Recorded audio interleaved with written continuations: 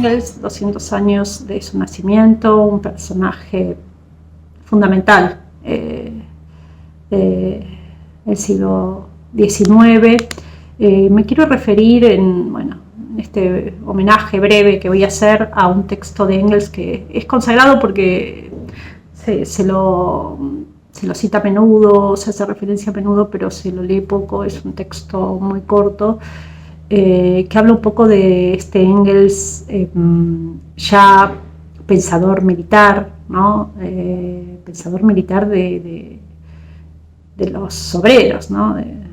de los oprimidos, que es el relato que va a hacer Engels de la Revolución de junio del 48. Va a escribir en la Gaceta Renana una serie de textos cortos, ¿no? Donde él va a ir relatando a medida que se produce, con 1 o 2 días, estábamos en el siglo XIX, con 1 o 2 días de retraso, los acontecimientos del 48, de junio del 48. Me interesan porque hablan un poco del marxismo del siglo XIX. Me interesan porque también hablan del Engels testigo, o sea, del que ofrece un testimonio sobre un suceso, un acontecimiento social e histórico nuevo, que es la insurrección de los obreros de París. Entonces es interesante desde ese punto de vista para mí. Siempre me gustó ese texto en particular, obviamente dentro de la vasta obra de Engels, ¿no? ¿Qué es lo que va a decir Engels del levantamiento de junio? Como les decía, lo va a hacer con unos días de retraso, obviamente. Y Engels lo que va a destacar es que, primero, es esto, ¿no? Es decir, que él está presenciando algo nuevo, algo que no se ha visto nunca antes en la historia. ¿Y qué es lo que le da este carácter de novedad? Dice, bueno, que se están enfrentando 2 ejércitos poderosísimos, dice, ¿no? Y acá hay un ejercicio, podríamos decir, de simetría entre, obviamente, el ejército de una clase poseedora, de la burguesía, y el ejército de una clase desposeída, de los obreros. Son, dice, 2 fuerzas poderosas se están enfrentando, y eso es lo que le da su carácter novedoso. ¿Por qué es poderosa esa fuerza, la fuerza de los oprimidos? Y ahí Engels empieza a enumerar cuáles son sus fortalezas.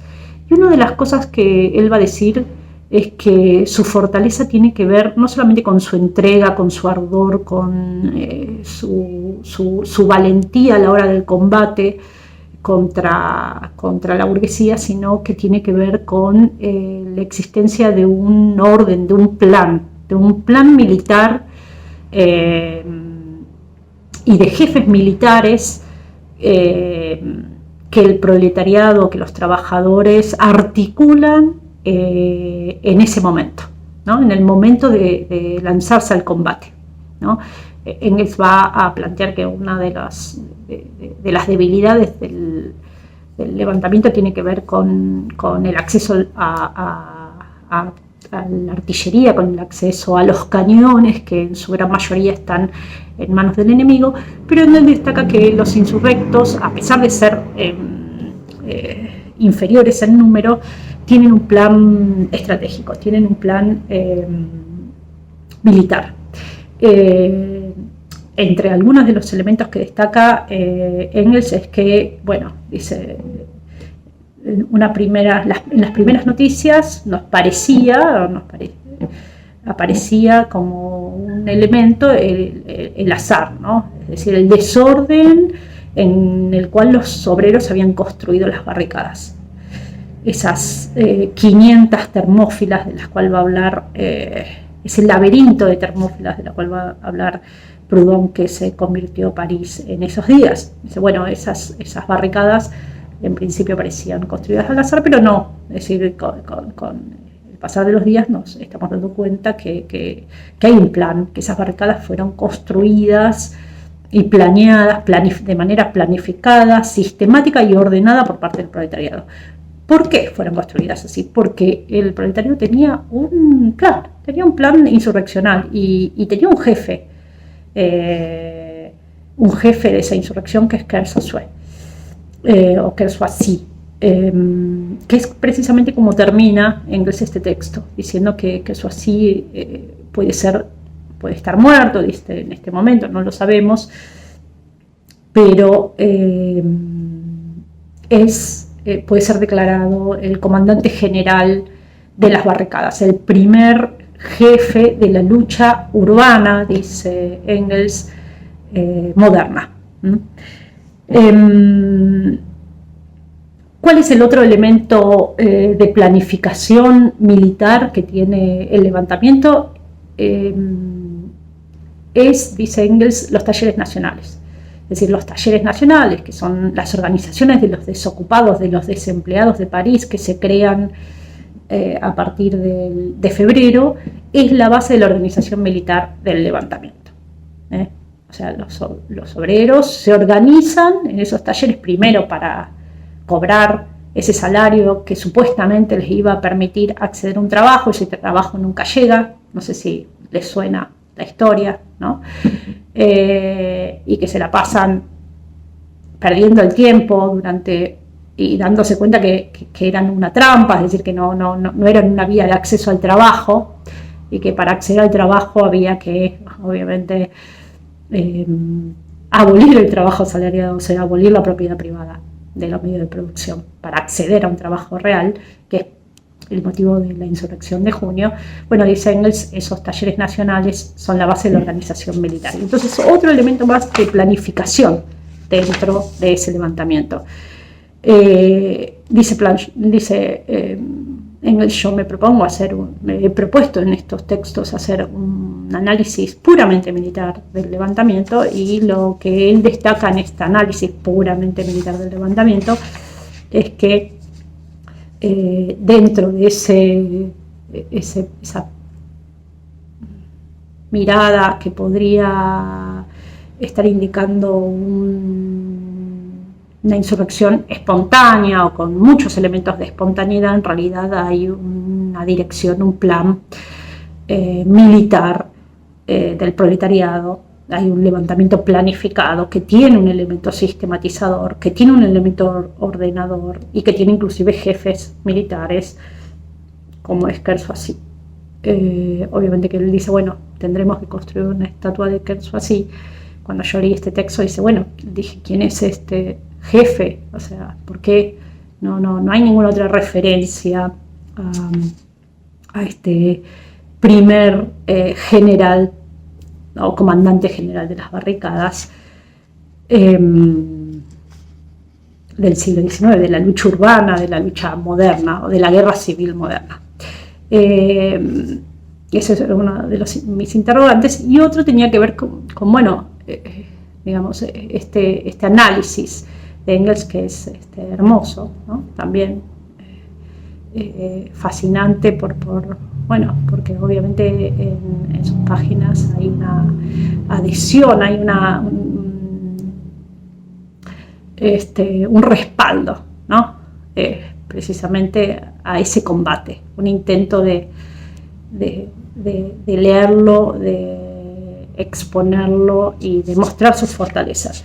Y es interesante en este sentido compararlo con otro análisis de la época sobre el levantamiento, que va a ser el de Auguste Blanqui, de Luis Auguste Blanqui. Blanqui va a estar preso por una provocación. Obviamente el régimen de febrero se va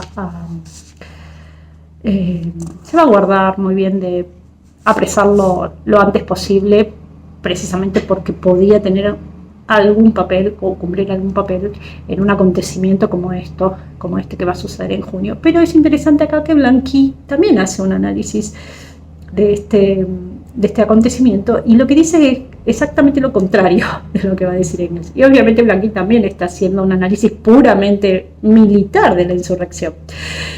Y Blanqui, ¿qué va a decir? Bueno, va a coincidir con Engels que el problema de la artillería va a ser una debilidad de los insurrectos, que los insurrectos no van a tener suficientes municiones para utilizar contra las municiones de los enemigos, que sí están pertrechados militarmente, pero que los insurrectos construyeron sus barricadas de manera completamente azarosa. Y eso es lo que marcó una de las grandes debilidades del levantamiento, porque las barricadas más fortificadas, las mejor construidas, las que agrupaban un mayor número de combatientes, fueron construidas puramente al azar, sin ser colocadas en los puntos estratégicos. Y eso le dio una debilidad fundamental a la insurrección. El otro elemento que va a destacar Blanqui es que los insurrectos no se proveyeron de una guardia móvil, o sea que los combatientes estaban fijos, era una guerra de posiciones, diríamos.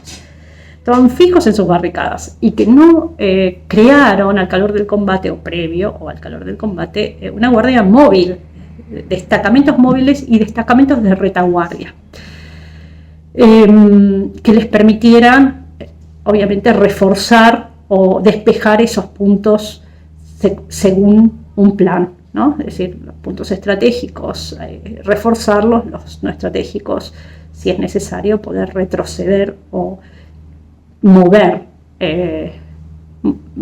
las piezas de ese combate. El otro elemento que plantea Blanqui es precisamente que no tuvieron jefes, que no hubo un comandante general de las barricadas, que no había unión entre las barricadas, que estaban aisladas muchas veces, y que lo que surgieron fueron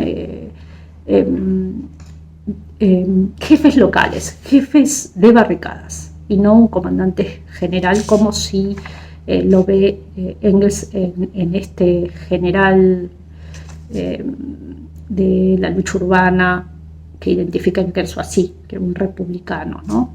Un miembro de la izquierda republicana, que sí va a cumplir un papel, pero un papel mucho menor al que Engels destaca en sus escritos. Entonces, dice Blanqui, aparte, los insurrectos se privaron también, al no tener un plan, se privaron de utilizar las herramientas de la clandestinidad. ¿Por qué? Porque muchos de los combatientes de las barricadas eran de sus propios barrios, y cuando el levantamiento es derrotados, fueron denunciados por sus vecinos, ¿no? Y eso también expuso a los combatientes a la venganza, al castigo de parte del enemigo.